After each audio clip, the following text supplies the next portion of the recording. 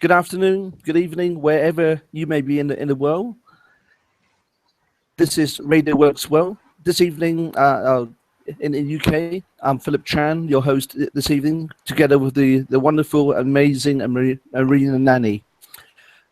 Tonight, actually, I'm going to talk. I was going to call it the potty talk. And I used to do this, and people look at me crazy and say, what is he talking about? The potty talk. Well, the potty stands for, and it's an acronym for, the P stands for paradox of training to you. Today, I'm actually going to look at a number of issues. Now, have you ever worked really, really hard in anything, but then you got no results or very little results?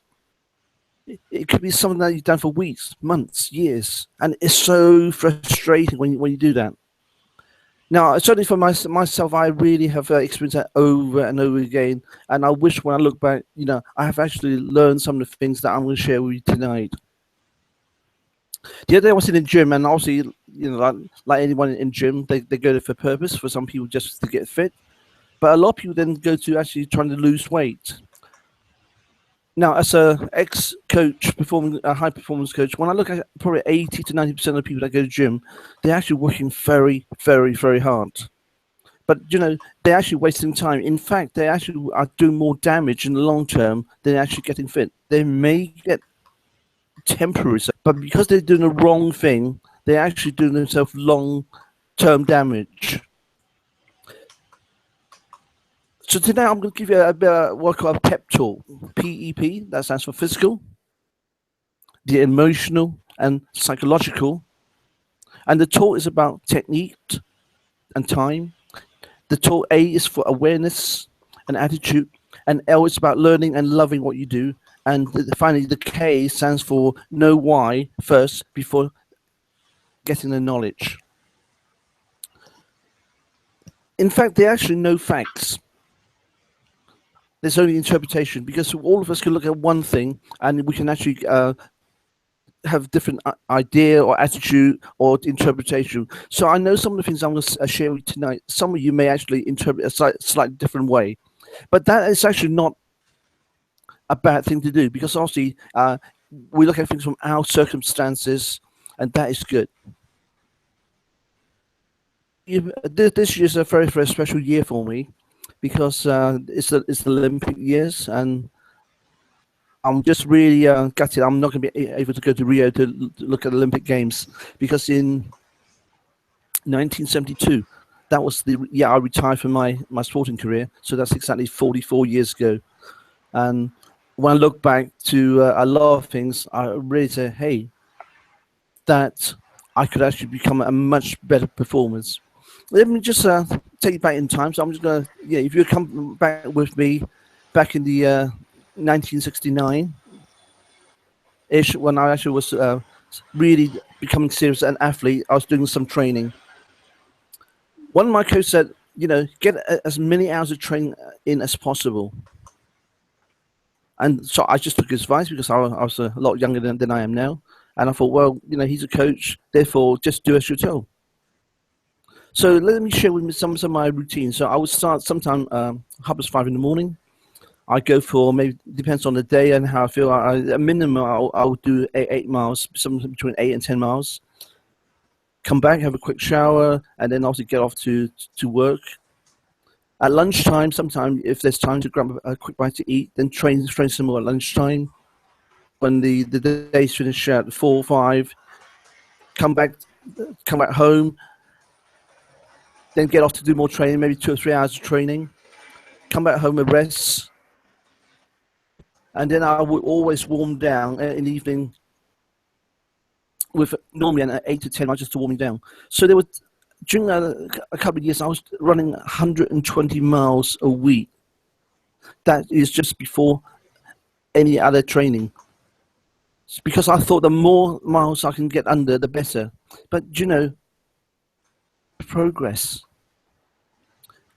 Until actually I then met another coach, and he looked at my training schedule and he said, this is crazy. You're running 120 miles a week, no break, 7 days a week, no break, and then you do your gymnastics or your badminton and so on, no wonder your body is actually at full stress 100% time. So he changed my program. Actually, I was then training less, and I discovered I was actually getting more results.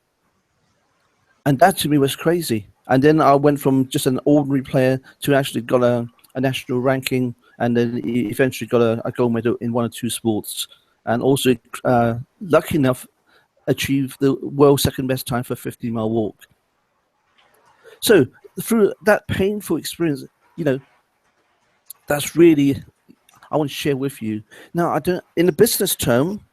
Some you have, I'm sure, have been to lots and lots of courses. You heard about this, that you pay hundreds, maybe £1,000 for it. You go on a course, and then after 3 months, 6 months, or even a year, and you say, actually, I've actually learned absolutely nothing. Crazy. Let me just backtrack to the gym right now. So when I look at these wonderful people, they're working really hard. They want to lose X pounds, and they're pumping the weights, or they go on these treadmills for hours and hours. But actually, they're not doing themselves any good. In fact, if you are a gym goer, probably 90% of the things that you're doing, number one, you're working very hard. You're going to get very little results at all. And more important, the long-term damage is serious. Now, so many of the ex-athletes, these are supposed to be super fit people, and yet when they retire within 5 years, they are hitting so much health problem. And that is the reason, because they lack the knowledge. So let me just go back. It's the awareness. Because what they didn't understand, when they're working very hard, they're sweating a lot, they actually was getting rid of a lot of vital vitamins and minerals. So if you don't have the supplement to actually put the goodness back, then it will lead to long-term damage in your bones and joints and so on. The other thing is, it's very frustrating. Now, I will ask you to put your hands up in your home. There's no one watching, so you can do this in your private. How many actually have gone to gym, worked for months and months to try and lose weight, and actually you haven't really lost it? Or those of you who's actually were trying to do diets and you lost the weight, and within a short time, boom, 2/3 of the weight come back. And that's because you're on one of these yo-yo diets where the weight that you lost is not really the fat that you lost, but you're losing water and protein. When you do that, once you stop your program, within 72 hours or less, sometimes 2/3 of your weight will come back, because your body is starved for water and it needs to have that back. Similarly, the protein is what, the things that keep you repairing. So again, it's actually getting the right information. As a former teacher, one of the things that I'm horrified, and I'm still doing today with a trainer of teachers, is they're not doing the right thing. We got currently in the UK something like, I think, 40% of trained teachers enrolled to become teachers, and within 1 to 2 terms they drop out. Why? Because the training is just awful. I could cast back one the day when I first started teaching. There was one class I had some of the most difficult pupils, and yet for some reason I actually got the best result. And for a long time, I didn't understand why. Actually, not a long time, but over time, I didn't understand why, until I realized then those people who come to these so-called awkward, badly behaved people, they come to my gym club. And because we have built a relationship, they start to respect me, and I can actually get them to teach. There was other classes, then I have no contact except they come to the classroom, I do my lesson, and they go. I don't seem to have the same results. So the key thing is about relationship. In fact, there's a phrase that people don't know until they know how much you care. I'll say that again. People don't care how much you know until they know how much you care.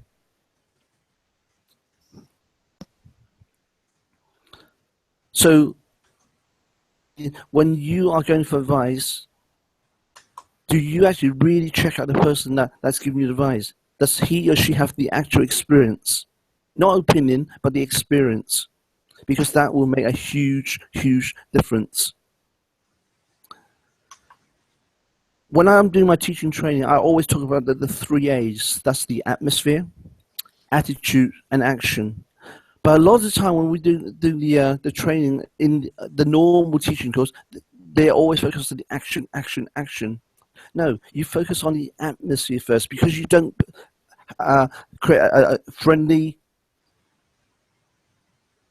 stress-free learning atmosphere, then that is a battle. That is why so many teachers have problems with behavior, because they just want to go straight in, say, okay, here's I delivered my lesson. Boom. They should respect me. No, you don't. People, you got to create that relationship first. And once you got that, you find in, and they don't feel threatened if they make mistake. That's fine. And also, mistake is an intelligent way to learn better. I think Abraham Lincoln said that. There's no such thing as failure. Failure is actually giving you an opportunity to learn things in a more intelligent way. Before I just go on a limb, Marina, I don't know if you've got any thoughts and input at the moment before I carry on. No, I enjoy listening to you, and I'm taking notes. And I was thinking that actually, since you become a coach, you change into a different person, because you start looking at the world with a different, fresh pair of eyes. So of course, that is helping you to understand your client's needs. And I think coaching is a new type of language, because the outcome after a coaching session is always changing. It's always learning. It's always understanding more about yourself.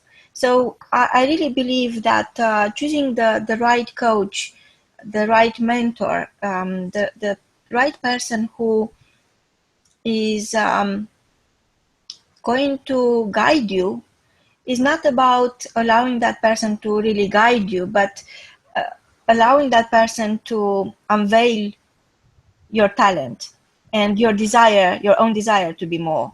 Yes, I absolutely. think for me, coaching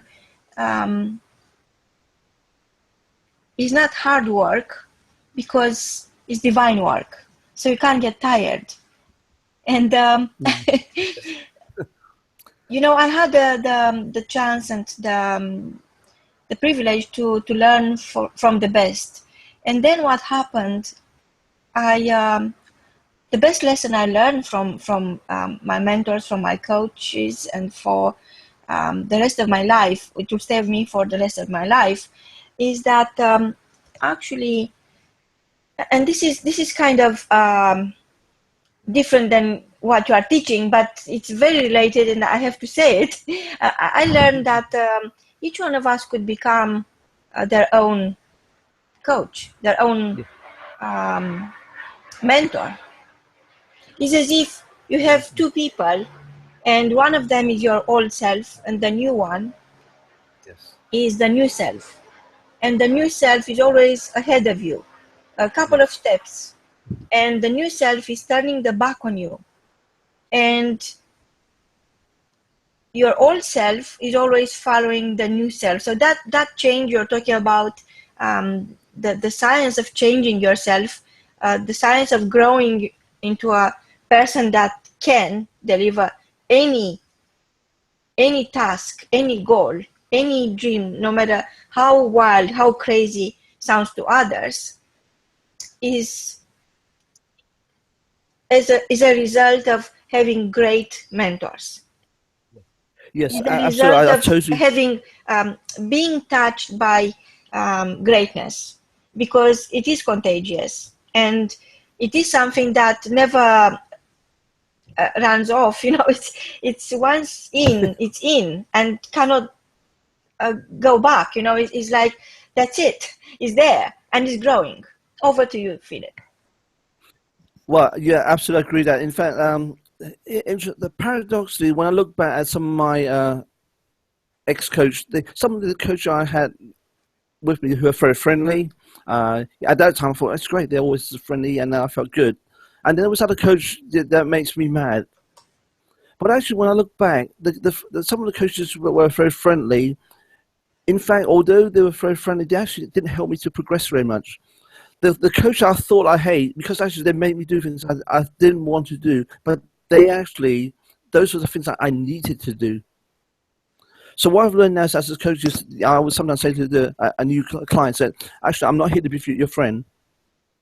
If I want to be your friend, and it may not be helpful, I don't want to tell you the things that you want to hear. I want to tell you the things that you need to hear, so you will then change. There was a time in one particular school, I was the slave driver. But it's interesting looking at back that time. Some of my ex-people now I've contact after 20, 30 years.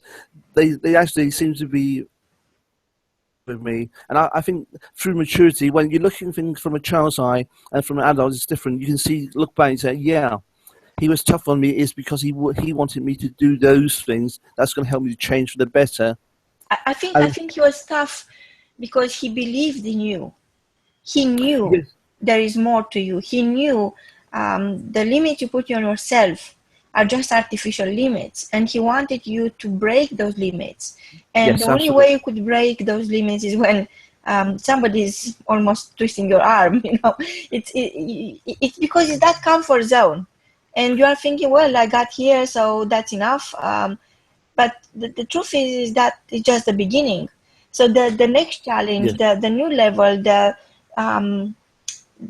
new renewed desire of being more, of becoming your best version is growing and never stops. You know, I used to have a friend, and she was 83, celebrating her 83 for her birthday, and I think at the time I was 18, and I was the only person invited at her birthday.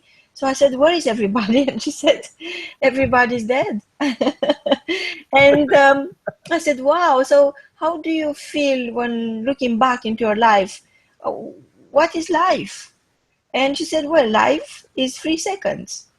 So then I start thinking, oh my God, how many seconds I've got? If 83 years means 3 seconds, how much I got left? You know, it's always about thinking, yes, you are invincible, maybe not. But time is that dimension that should make you aware that you have, the only limitation is how long you got left. That's the only limitation. Yes. Everything else is artificial. Any other type of limit is truly artificial. It's conditioned by the society you've been part of, or the group of people you are surrounded by. But the truth is that nobody could put any limits on yourself except for how much you are left with to turn yourself into the best version of yourself. Yes. Over to you, Philip. Thank you. I agree with you, Mary. And in fact, it's said that, you know, who we surround with and is who we become. Because there's two things. There's lots of things, assumption. But if you think of the word assume, A-S-S-U-M-E, and someone says, actually, be careful. If you assume wrongly, it can make a very big ass out of you and me. And the other thing is that we be conditioned to don't fail. That's not true. We're designed for success. There's a lot of fear going on, and yeah, some of you know the acronym for fear, F-E-A-R, is, you know, force.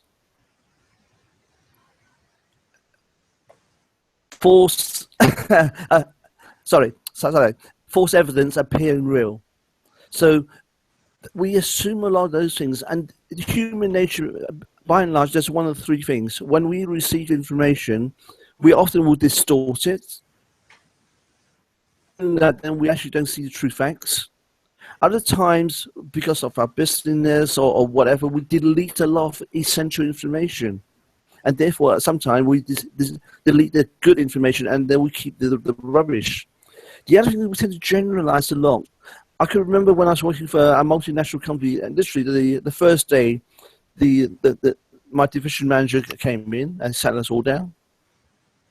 The first thing he said, like, in this company, the short guys don't make it. And I thought, oh, cracky. I'm 5'1" or 1 meter 51. I'm the shortest guy. The rest, are almost 6 foot. I'm not going to make it. But interesting enough, that wasn't true. When I actually look at qualification, I was the highest qualified there. So I had to sort of pinch myself and say, hey, that's not true. So it's very be careful who you talk to. And it's also, Philip, I think it's who you compare yourself with. Because you just said 151, and I'm 151 and I never consider myself short. So why would you consider yourself short? So you see, it's all about racing against yourself. I never compete against anyone but myself. I went to competitions all my life since I was a very little child. And competition is in my blood, but it's not a competition where I compete against the others. It's a competition where I push myself against my own limitation to see what's coming up next. I mean, am I able? I'm not asking myself if it's possible. I'm asking myself, am I able? Am I ready? And I know I'm born ready. I've done it too many times. So it's not competing against the others and or closing down a deal, or it's opening this new perspective, opening this big gates where you could step into the full light and look at yourself and thinking, I'm just a seed. I'm a divine seed, and I'm growing to this amazing tree, and I'm growing fruits. And this is how I serve the world, because I become all the time. I learn all the time something new, something I'm so amazed by it, and I'm thinking, oh my God, why it took me so long to learn this? So you see, when other people my age, or they created something so amazing, or I'm happy for them, I'm celebrating them actually. I feel like celebrating. I can't help it, and I'm thinking, oh my God, this is just exactly what I needed to know. It's possible. Because each time somebody in front of you created something amazing means that it's possible. And I feel like going there and touching them, thinking, oh my God, it's possible, it's real. So competing against yourself is the only rule. There are no other rules. You create the rules. And being inspired by people in front of you who are ahead of you, it's such a privilege. Because imagine what would happen if we won't have anyone to inspire us. That's why we created the Radio Wars World, to inspire each other, to absolutely never run out of inspiration, because that's killing the seed that you're growing to a tree. It's turning everything upside down. It's turning you down into nothingness. And we are inspired by holiness, by what is already in you, Philip, as a person, and what is already in me as a person, and how much I could bring about to just show is possible. So that competing energy, it's contagious. And I know there are people thinking, oh, I'm better than her, and I'm happy for them. Of course they are. And it's not my intention to compete with anyone else but myself, and grow myself into something amazing, somebody who is leaving a legacy behind. And you've been talking about legacy in your last episode, and I was thinking since, and Philip, I think that you inspire me, and I'm so grateful. I think legacy is nothing else but you. When we are talking about the keys to everything, keys to success, and I'm thinking, well, I'll give you the keys, because I'll give you. I will help you understand who you are, and you are the key. You are the key to any dream. You are the key to any door, and it's time now to open that door for the others, not to close them, telling them that your program or whatever it is, not it's not about closing anyone on a deal. It's about opening these doors and using you as the key for those doors. And that's your legacy. That's legacy. Legacy is when you realize that you are the key to somebody else's pain. You are the key to somebody else's door. Open that into a new dimension. Open their mind. Help them understand that there are things in this world which most people would ignore because they don't know it's available. They don't understand how much is beyond all this social conditioning and all the words the society invented, like failure, which doesn't exist, of course, or other words which are created just to slow you down, like hold you back. But you have a choice. You don't need to use them. You don't need to ignore the abundance that is coming within you. It's a choice. Each one of us got this divine essence. And it's just what makes us different, because each one is unique, is the amount of that essence you choose to use or ignore. And coming back to the legacy you're talking about, I'm thinking, yes, you are the legacy the world needs. That's why this world, to me, is like a big puzzle. And of course it's not perfect. Of course it's not. And it is not perfect because so many people choose to be the missing piece, not to use their divine essence, not to become the masterpiece. So how I could expect the world to be perfect when I'm missing the moment. I'm waiting for the moment to become perfect and all that nonsense. When actually my duty, my divine duty, is to take this moment as it is and turn it into a perfect moment for me to become, for me to give more, to understand more. Because once you understand more about yourself, about your existing abilities right now, and how you could turn those into tools for others, into that growing that seed you have into that tree you want to become. That's all. It's very simple. And I know people could say, oh yeah, of course for her it's very simple. But it is simple. If you think about, it's just a choice. Everything is a choice. And if you choose to learn from mistakes you make, and you choose not to be afraid of more mistakes, it's all part of the process of growing to the person you have to grow. You have to grow into that person who can deliver your life calling, who could deliver your legacy. Over to you, Philip.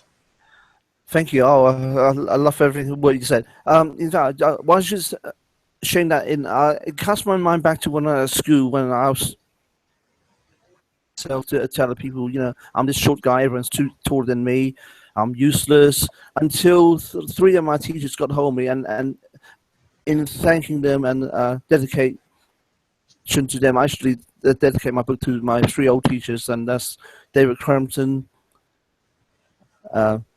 Roland Duff, and Paddy Ryan. So thank you for that. And in fact, I hope to meet up with one of my old teachers sometimes so I can personally present the book to him. I don't think we have seen each other for about 50 years now, but it's always been on my heart. Now that you are mentioning this book, which is an amazing book because I read it, and I read it twice actually. I think our listeners should go to your website now, www.jetsetlearning.com, because you are the Jet Set Learning host. And we are learning so fast from you, and you got a vast experience, and you learn from life lessons, and now you turn those lessons, you paid for it, into winnings for your students.